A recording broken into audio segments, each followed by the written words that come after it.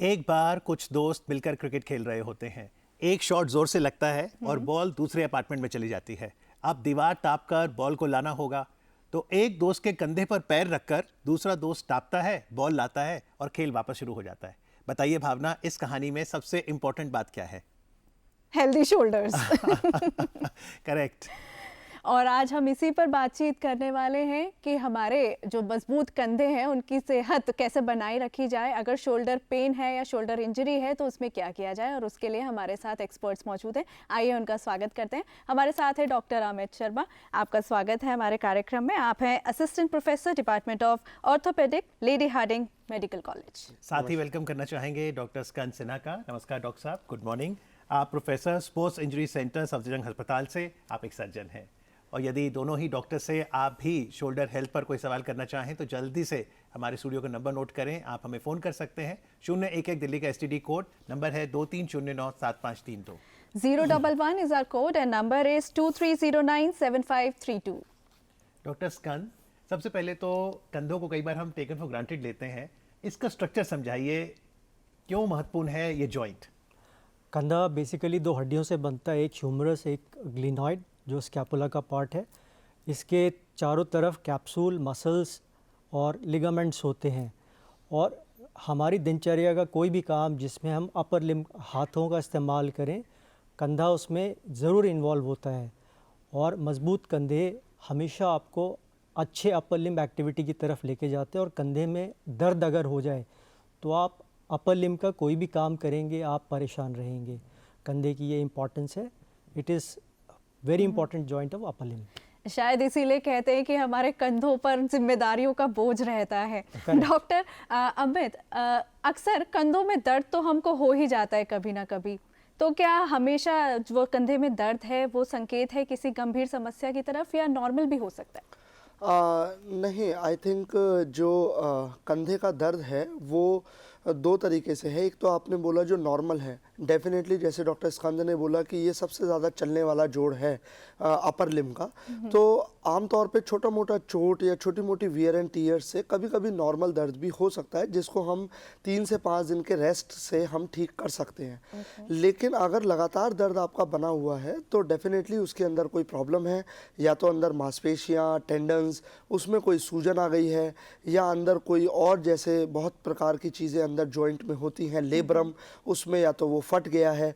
ऐसी चीज़ों में फिर लगातार लंबे समय तक दर्द रह सकता है, जिसके लिए डेफिनेटली शोल्डर के विशेषज्ञ के पास जाना इंपॉर्टेंट है। जी, कई बार हम डॉक्टर साहब नॉर्मल कार्य करते हैं तब दर्द नहीं है, पर मान लीजिए कहीं कोई व्यक्ति गिर गया, आप उसे उठा रहे हैं उसकी मदद के लिए, ज़्यादा भार आपने उठा लिया तो आपको दर्द हो गया।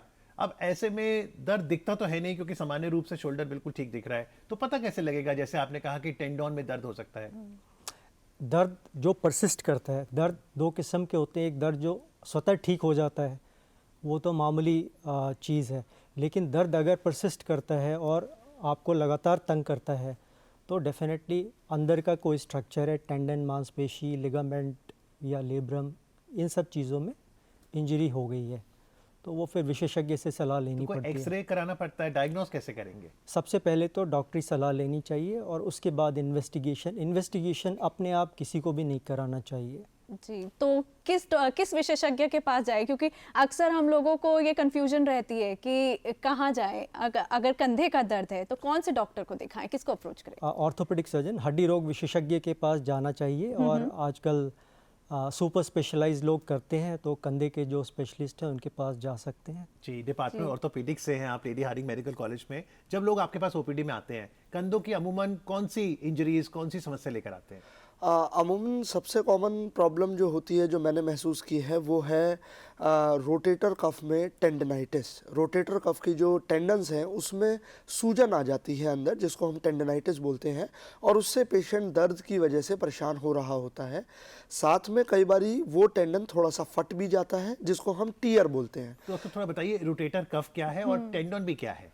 अच्छा, तो बेसिकली जो हमारी ये मांसपेशियां होती है कंधे की, कंधे को ऊपर चलाने के लिए 3-4 मांसपेशियां सबसे ज़्यादा इंपॉर्टेंट हैं। 4 हैं, 3 ऊपर की तरफ और 1 आगे की तरफ। अच्छा। ये 4 मांसपेशियां जो हैं ये कंधे को, जैसे हम कार चलाते हैं तो ये स्टीयरिंग का काम करती हैं। अच्छा। और कंधे की ये सारी ऐसे वाली मूवमेंट, ऊपर ले जाने वाली मूवमेंट, इसमें ये सहायक होती है। मांसपेशियां जब बोन से अटैच होती हैं तो पहले वो टेंडन बनती हैं और फिर अटैच होती हैं। तो टेंडन मांसपेशियों में क्षमता होती है कॉन्ट्रैक्ट करने की, टेंडन में क्षमता नहीं होती। टेंडन एक रस्सी की तरह होता है। तो मांसपेशियां, टेंडन और फिर बोन। तो टेंडन के अंदर और बोन के जंक्शन पे, उनके जहाँ पे वो मिल रहे होते हैं वहाँ पे सूजन आ जाती है और धीरे धीरे उसी सूजन की वजह से कई बार वो फट जाता है, जिसकी वजह से यह वाली हरकत जो है उसमें दर्द होने लगता है मरीजों को। और इसके अलावा धीरे धीरे कंधा जाम होना भी शुरू हो जाता जी, है। इसमें आपसे ज़रूर पूछेंगे कि ये कंधा जो जाम होता है क्या ये प्रोटेक्टिव मैकेनिज्म है ह्यूमन बॉडी का, लेकिन फिलहाल मध्य प्रदेश चलते हैं। बुलबुल जी हैं फोन लाइन पर। Hello, good morning. हेलो, नमस्कार, अपना सवाल पूछिए। जी मैम, मैं पहले 4-5 साल पहले सिलाई करती थी, तो उसके बाद अब मैंने सिलाई छोड़ दी। अब मेरे कंधों में दर्द रहता है, मतलब एक राइट वाले कंधे में। उम्र कितनी है आपकी? तो मतलब वो बंद नहीं होता है बिल्कुल, मतलब रात दिन दर्द रहता ही है। जी, आपकी एज कितनी है? जी मेरी 50 साल की उम्र है। और कब से दर्द है आपको कंधे में? लगभग साल भर से।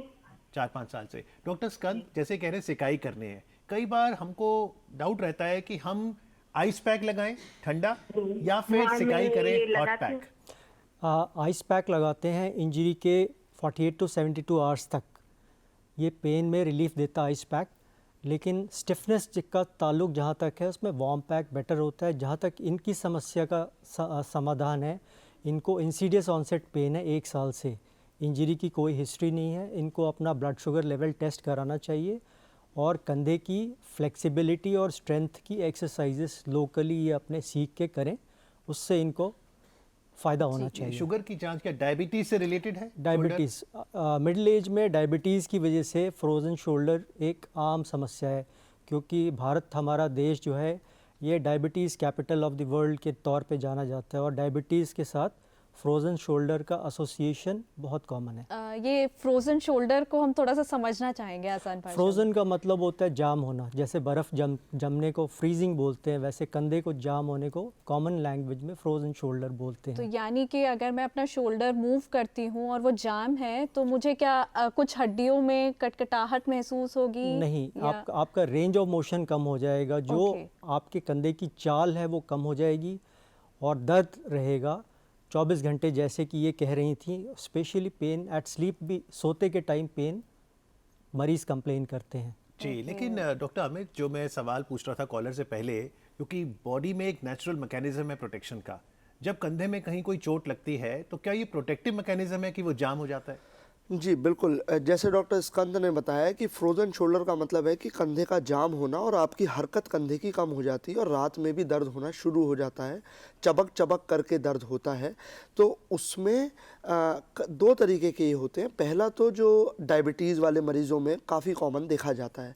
दूसरा, जैसे आपको कोई चोट लगी, चोट लगने के बाद बॉडी का मैकेनिज़्म होता है उसको धीरे धीरे जाम करना, और यह काफ़ी कॉमन है कि अगर आप किसी ऐसे डॉक्टर के पास जा रहे हैं जो शोल्डर के विशेषज्ञ नहीं है, तो वो उसकी महत्वपूर्ण प्राइमरी बीमारी को पकड़ने की जगह फ्रोजन शोल्डर डायग्नोसिस बना लेंगे, जो कि एक आम है, और उसके लिए एक्सरसाइज शुरू कर देंगे। हर जाम कंधा फ्रोजन शोल्डर नहीं है। हर जाम कंधा फ्रोजन शोल्डर नहीं है, क्योंकि उसके कारण को जानना ज़रूरी है।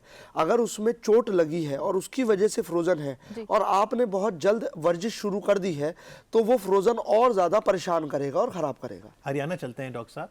रमा जी हैं फोन लाइन पर। हेलो हेलो, जी, good morning sir. Good morning. जी मेरा प्रश्न है कि मेरा अक्टूबर में एक्सीडेंट हुआ था, तो उसके बाद अब मेरे शोल्डर हैं वो वर्कआउट नहीं कर रहे हैं और 2-3 फिंगर हैं हाथ के, वो भी फ्रीज सी हो गई है, तो मुझे क्या करना चाहिए?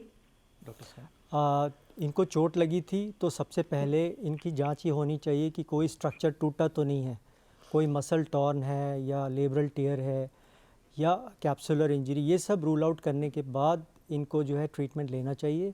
और इनकी एक समस्या और है कि उंगलियों में इनके ऑल्टर्ड सेंसेशन आ रही है, तो गर्दन की चोट में भी ऐसा हो सकता है कि नसें छिड़ जाती हैं और न्यूरैल्जिक पेन होता है। तो सबसे पहले तो इनको एक एग्जामिनेशन कराना चाहिए स्पेशलिस्ट से, उसके बाद फर्दर ट्रीटमेंट करना चाहिए। जी डॉक्टर अमित, क्या किसी और बीमारी की वजह से भी ये शोल्डर रिलेटेड पेन हो सकता है या इसकी वजह से कोई और बीमारी हो सकती है? या जैसे कि डॉक्टर साहब ने अभी गर्दन की बात बोली, तो गर्दन में होने वाली सर्वाइकल की जो समस्या है, आमूमन उसका दर्द भी कंधे में कई बार महसूस देता है। तो कंधे के या हड्डी रोग विशेषज्ञ ही आपको ये बता सकते हैं कि वह दर्द कंधे से आ रहा है या फिर वह प्रॉब्लम जो है नेक से आपकी ओरिजिनेट कर रही है। मोरोवर शोल्डर मेजर जॉइंट है क्योंकि आपका, तो शोल्डर से अगर आपकी वीकनेस है, मसल्स में पेन है, तो उसकी वजह से जो नीचे की आपकी मसल्स हैं वो ओवर यूज़ करता है बॉडी अपने आप। तो पेशेंट्स को टेनिस एल्बो होना, यहाँ पे मसल्स में पेन होना, हाथ की मसल्स में टेंडनाइटिस होना, ये काफ़ी कॉमन है। तो अगर आप ऐसे पेशेंट्स को डील कर रहे हैं जिनमें इन समस्याओं को आप रेगुलर देख रहे हैं जो ठीक नहीं हो रही हैं, always check for the shoulder. Shoulder में वीकनेस तो नहीं है, शोल्डर की मसल्स में प्रॉब्लम तो नहीं है जिसकी वजह से इन मसल्स में ओवरलोड हो रहा है। टेंडनाइटिस जब आप कहते हैं मतलब टेंडोन में सूजन। जी, तो जब डॉक्टर साहब आपने कहा पहले तो है मसल, मांसपेशी, फिर टेंडोन जहाँ मसल बोन से मिल रही है, और तीसरा बोन। तो अगर मुझे दर्द मसल में है या फिर टेंडोन में या बोन में, मसल में है तो ज़्यादा आसान है ट्रीट करना?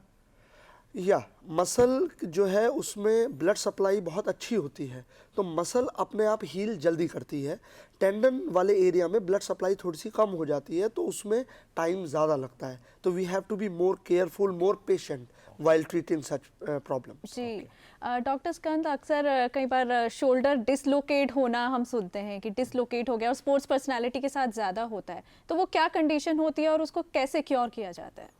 शोल्डर डिसलोकेशन कई तरीके से होता है। अमूमन ज़्यादातर सामने की तरफ ज़्यादा उतरता है कंधा, जिसमें हाथ ऊपर और पीछे की तरफ वाला एक्शन इन्वॉल्व होता है एथलीट्स का।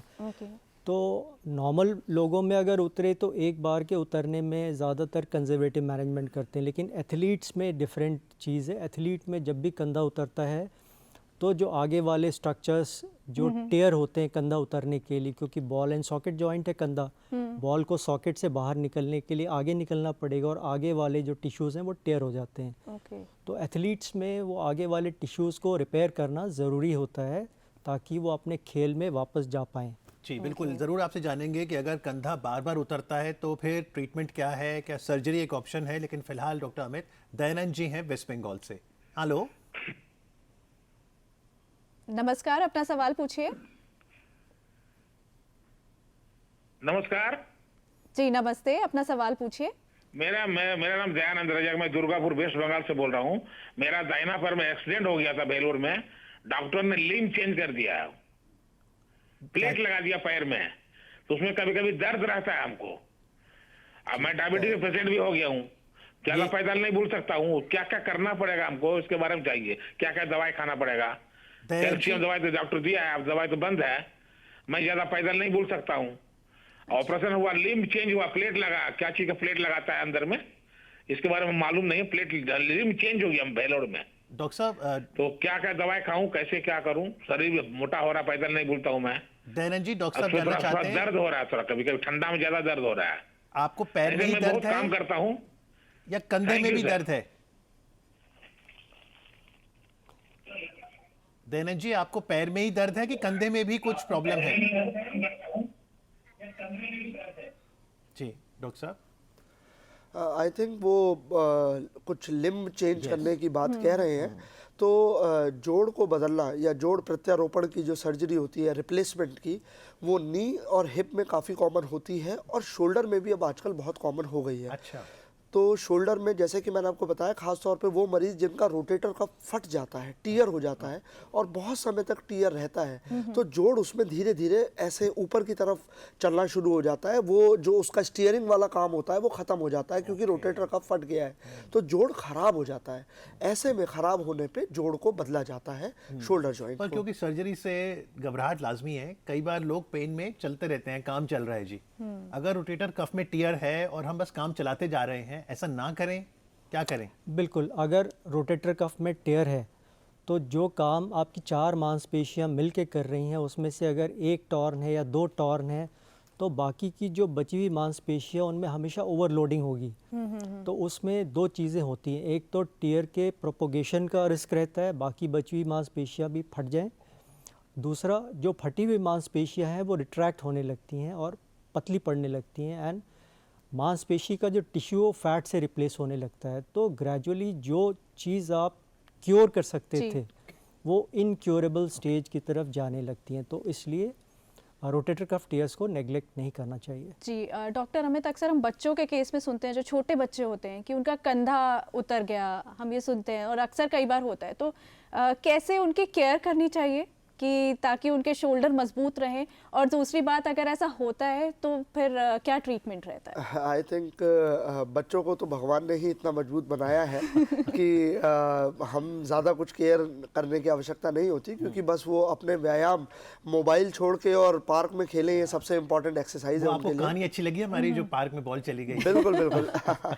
तो बाकी ये है कि कंधे के लिए मैंने ये देखा है, जिन बच्चों के कंधे उतरते हैं, काफ़ी कॉमन बच्चों की कोहनी उतरती है, जिन बच्चों के कंधे भी उतरते हैं उन बच्चों में एक हाइपरलेक्सिटी करके प्रॉब्लम होती है आमतौर पे, जिसमें उनके टिश्यूज़ जो होते हैं कंधे के अराउंड वो बहुत ही लैक्स होते हैं, बहुत ही ढीले होते हैं। उसकी वजह से उनके कंधे आगे पीछे जा सकते हैं। ऐसे में आसपास की मांसपेशियों को धीरे धीरे व्यायाम करके, मजबूत करके उनकी उस प्रॉब्लम का समाधान किया जा सकता है। अच्छा, इसीलिए मसाज करते हैं छोटे बच्चों की, ताकि वो हड्डियां मजबूत रहें, जी वो जी सारे जी joints बिल्कुल, बहुत मजबूत छोटे रहें। बच्चे जो होते हैं। जी, सन 2010 की बात करना चाहूँगा, जब राजधानी दिल्ली ने मेज़बानी की थी कॉमनवेल्थ गेम्स की, और तभी सफदरजंग में स्पोर्ट्स इंजरी सेंटर भी आया। अपने आप में एक ये नया यूनिक सेंटर है और आप इसी सेंटर से जुड़े हैं डॉक्टर स्कंद, तो थोड़ा बताइए स्पोर्ट्स इंजरी सेंटर की ज़रूरत क्यों पड़ी, खिलाड़ियों को आप क्या सलाह देंगे? स्पोर्ट्स इंजरी सेंटर एक अपने आप में यूनिक सर्विस प्रोवाइडर है गवर्नमेंट ऑफ इंडिया का, जो कि एथलीट्स की हेल्थ, प्रिवेंटिव हेल्थ, इंजरी से पहले की भी हेल्थ और इंजरी के बाद की भी care and return to sport, ये कॉम्पोजिट प्रोग्राम है A to Z। इसमें खिलाड़ियों की हर चीज़ का ख्याल रखा जाता है, sports nutrition, sports psychology, pre injury, pre हैब, सर्जरीज एंड रीहैब। तो चोट लगने से लेके रिटर्न टू स्पोर्ट तक का कॉम्पोजिट सफ़र जो होता है एक एथलीट का, उसको ये सेंटर प्रोवाइड करता है। और भारत में अकेला सेंटर है ऐसा जिसमें एक छत के नीचे एक एथलीट को सब कुछ मिल सकता है जो उसको चाहिए। जी, राजस्थान चलते हैं जहां से कमल शर्मा जी हैं फोन लाइन पर। Hello, good morning. Kamal ji, अपना सवाल पूछिए। हाँ, गुड मॉर्निंग सर। जी अपना सवाल morning, पूछिए। जी, गुड मॉर्निंग। मैं डॉक्टर साहब से जानना चाह रहा था जी। जी, जल्दी से सवाल पूछिए कमल जी। सर, मेरा प्रश्न ये है कि कुछ टाइम पहले मैं गाड़ी से गिर गया था, बाइक से। हाँ सर।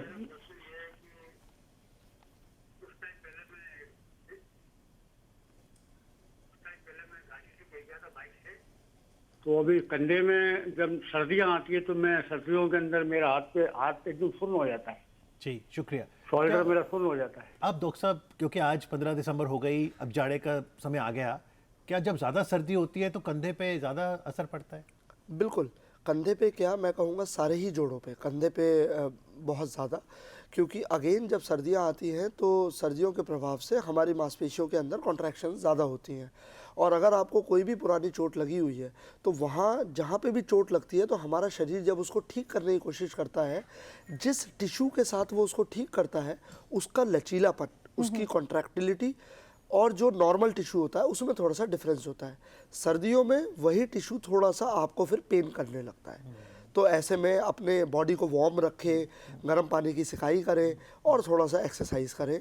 ऐसे में आप उसको नॉर्मली किस तरीके से अपनी कंधों की मजबूती पर ध्यान दें, क्या क्या करना चाहिए और किस तरीके की एक्सरसाइजेस करनी चाहिए? मेरे ख्याल से नॉर्मल एक्सरसाइज जो है, सबसे पहले तो मैं ये एडवाइस करूंगा कि अनअकस्टम्ड एक्टिविटीज से बचें।